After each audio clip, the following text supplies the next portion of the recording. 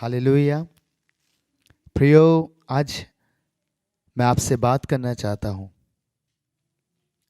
एक ऐसे टॉपिक पे जो हमारी लाइफ के लिए बहुत मायने रखता है, बहुत इम्पॉर्टेंट है। प्रियो, आपने देखा होगा कई बार बहुत सारे जीवनों का नज़रिया अलग अलग होता है।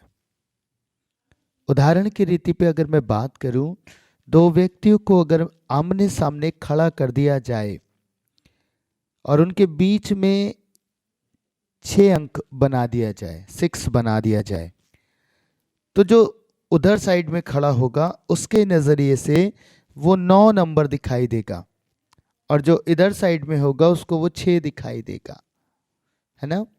है एक ही चीज़ पर नज़रिया अलग होता है। और कई बार नज़रिया अलग होने की वजह से आपस में झगड़े, कलेश, परिवारों में कलेश होने लगते हैं। सो आज मैं इसी टॉपिक पे आपसे बात करना चाहता हूँ। प्रियो, परमेश्वर का वचन बताता है, मरकुस उसके 2 अध्याय और उसके 6 से 7 पद को मैं पढ़ रहा हूँ। तब कई शास्त्री जो वहाँ बैठे थे अपने अपने मन में विचार करने लगे, ये मनुष्य क्यों ऐसा कहता है?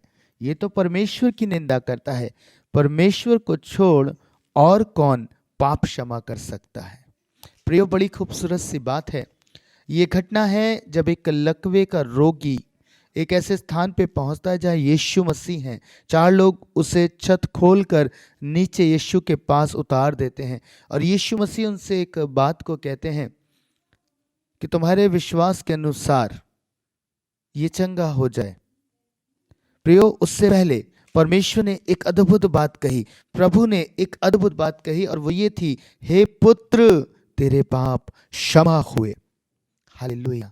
और इसी बात को लेकर शास्त्री और फरीसी यीशु मसीह को क्रिटिसाइज करते हैं। शास्त्री और फरीसी यीशु मसीह को क्रिटिसाइज करके कहते हैं कि ये कौन है, तो परमेश्वर की निंदा करता है। परमेश्वर को छोड़ और कौन पाप क्षमा कर सकता है?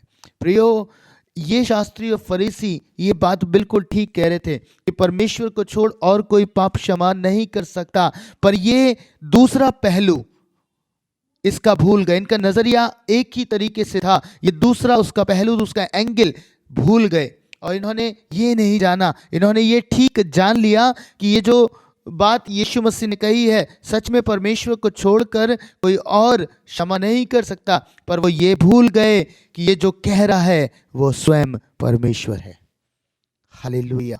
अगर वो ये बात जान लेते प्रियो कि जिसने कहा है, अरे अगर इसने ये बात कही है तो ये परमेश्वर है, ये परमेश्वर का पुत्र है, इकलौता पुत्र है और इस संसार में हमारे पापों को क्षमा करने के लिए आया है।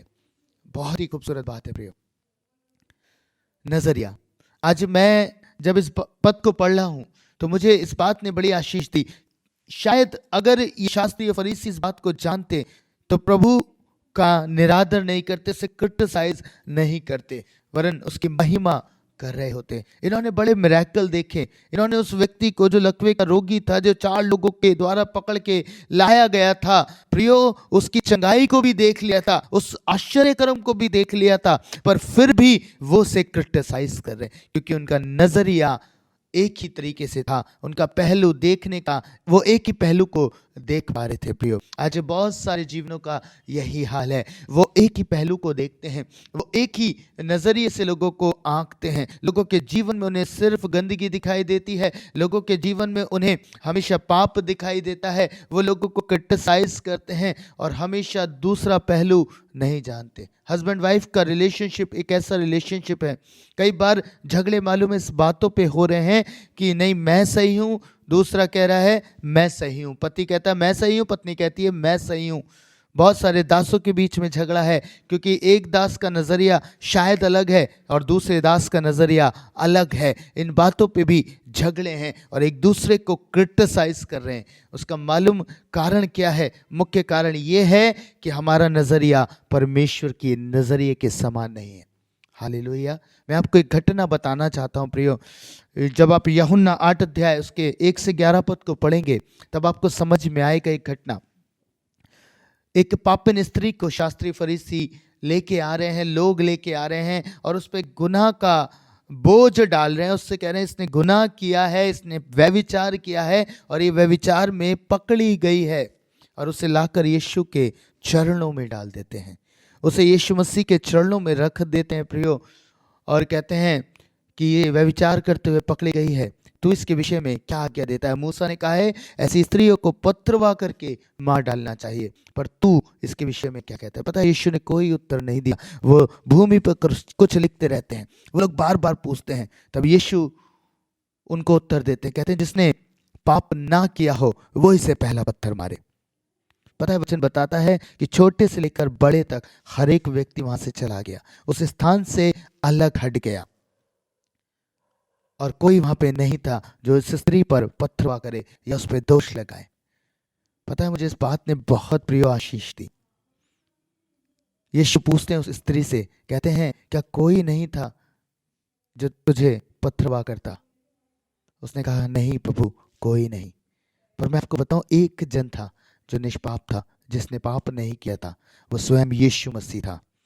और यीशु, पता है उसका नजरिया कैसा था। लोग इस स्त्री पे पाप लगा रहे थे, दोष लगा रहे थे, वो इसे दोषी ठहरा रहे थे, पर यीशु जो उसे दोष लगा सकता था, जो उसमें गुनाह का दोष, पाप का दोष लगा सकता था, उसने मालूम है क्या कहा।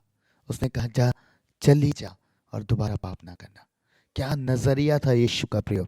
और आज प्रभु यही चाहता है कि ये नजरिया मेरा और आपका बन जाए। आज हमारा नजरिया ऐसा हो, हम लोगों में परमेश्वर के जो स्वरूप में बनाए गए लोग हैं उनमें पाप ना ढूंढें, उनमें क्रिटिसिज्म उनको ना करें, उनमें दोष ना ढूंढें, क्योंकि परमेश्वर का वचन कहता है दोष मत लगाओ कि तुम पर भी दोष न लगाया जाए। परमेश्वर के वचन में ये भी लिखा है प्रियो, जिस नाप से तुम नापते हो उसी नाप से तुम्हारे लिए भी नापा जाएगा। हालेलुया। प्रियो, परमेश्वर आज हमें सिखाना चाहते हैं, हमें अपना नजरिया परमेश्वर के समान रखना है, यीशु मसीह के समान रखना है। जब उसने इस संसार में दोष ही दोष देखा, इतना दोष देखा कि वचन कहता है कि उसकी दृष्टि में तो कोई भी निर्दोष नहीं ठहर सकता, कोई भी निर्दोष नहीं ठहर सकता, फिर भी उसने देखने पर भी किसी पर पाप का दंड नहीं दिया प्रियो।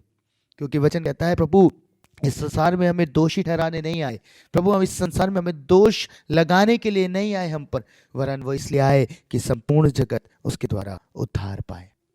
सो प्रियो, हमारा नेचर भी प्रभु की तरह होना चाहिए। हमें अपने नजरिए को बदलने की आवश्यकता है।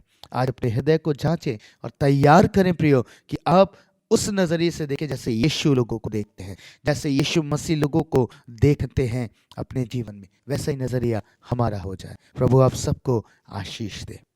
आमीन।